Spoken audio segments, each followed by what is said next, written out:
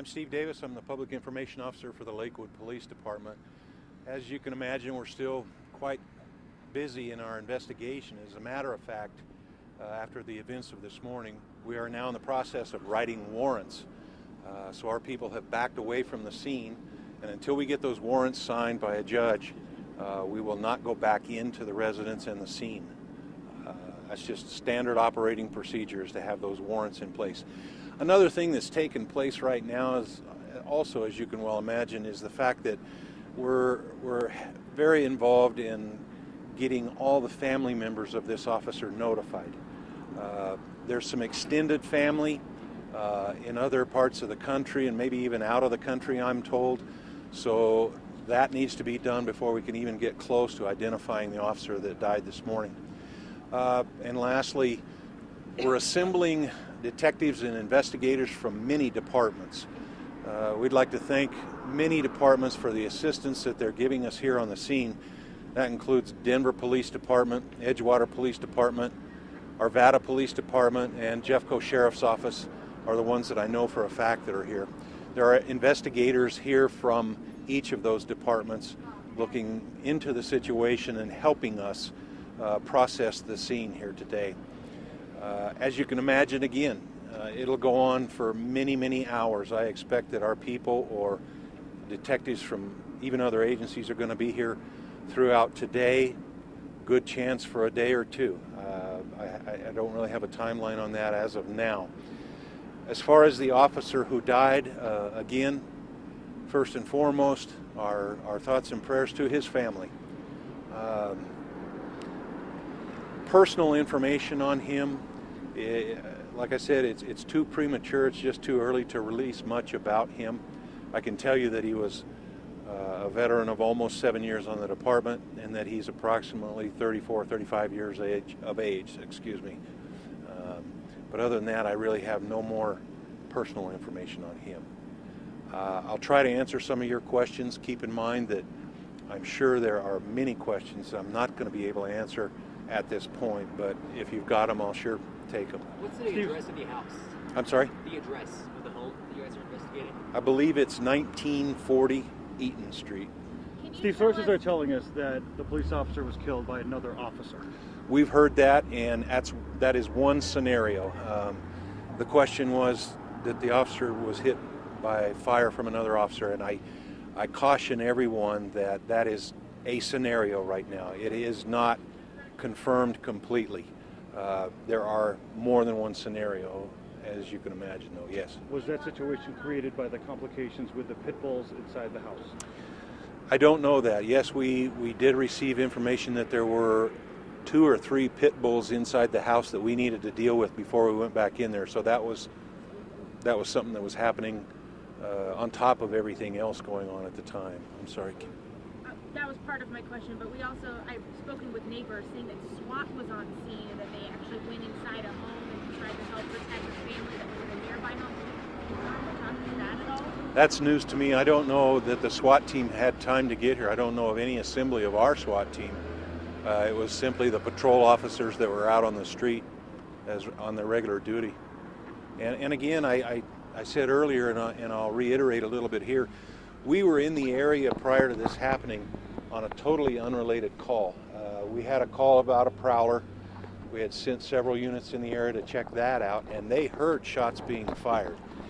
It's my understanding that as they were checking the area, that they did see one party out front of this house actually firing a weapon in the air. So that's when the focus went away from the prowler call, obviously, to what was going on at this residence. As you can well imagine, the involvement from all of these agencies is taxing to very many of them, and we again appreciate that, the help that we're getting from the many agencies. We appreciate the outpouring of condolences and love that we are getting from not only other departments but the public. It means a lot. It's appreciated much, and I know the chief and everybody at the department appreciates that. I assume that we'll be able to talk to you a little bit later today again. Any illegal activity going on in that house. Our neighbor said that it was boarded up, like he may have had a grow area in there or a meth lab or something like that. Yeah, I haven't heard anything to substantiate any kind of criminal activity going on in the house other than the weapons. But again, that's one of the things that we're waiting on right now to get that search warrant, and because we haven't even gone through the entire house yet. So if that's the case, that's something that we'll be able to find out when we go back in with a warrant. Steve, when you say weapons, can you describe what weapons were used or that may have been recovered at all? The only thing I'm aware of is handguns of some type. How many? I don't know. I don't know how many. I don't know what caliber. All I know is some type of handgun or handguns that these people had. Can you describe the three people that are in custody at all? I- Men, women? 3 men as far as I know. Yeah. Steve, at the time that the officer was killed, were the suspects already in custody? You know, I think so. I think these 3 were in custody. As far as I know, yes. Yes. When you talk about the scenario of possibly friendly fire, was this officer that was killed, was he undercover? Was he in uniform? I'm not sure, Tyler. I think I know the answer to that, but I'd sure hate to give you a wrong answer. So I'll leave that till the next time we talk. Thank you, though. Can you share any of the other scenarios? Friendly fire is one scenario. Can you tell us about any of the other scenarios that are possibilities at this point? You know, I'd rather not. I feel like some of those other scenarios are almost bordering on me speculating about what could have happened. It's just so fresh that it has not been established, Karen. I don't have anything. It's still only 3 suspects then that are in custody? 3 in custody that I know of. And police are not worried about a shooter at large? I don't think so. I have not heard anything to suggest that we have anyone else that we're looking for, and I'll have to leave it at that. The weapon that fatally fired and killed the officer, do you have that weapon? Is that weapon secured? We believe so. We believe we have that weapon. You don't release names on these suspects? At some point, yeah. I don't even know them right now, to be quite honest with you. Steve, early on in the investigation, we were told that a suspect was shot and killed. So what was the confusion there? There was some confusion. Quite frankly, we didn't even know when we first got the calls. We were asleep, to tell you to be very honest about it. So there was confusion, you know. Who had been shot? How many people had been shot? That's not unusual. I mean, there's so much information flooding the radio traffic and the radio channels at that point that it takes a little while, at least a few minutes, if not sometimes an hour or two, to get that straightened out. Anything? The officer that was killed, did he actually fire a shot? Do we know that? I don't know that, Tyler. The question was, is the deceased officer, did he fire his weapon? And I don't know that.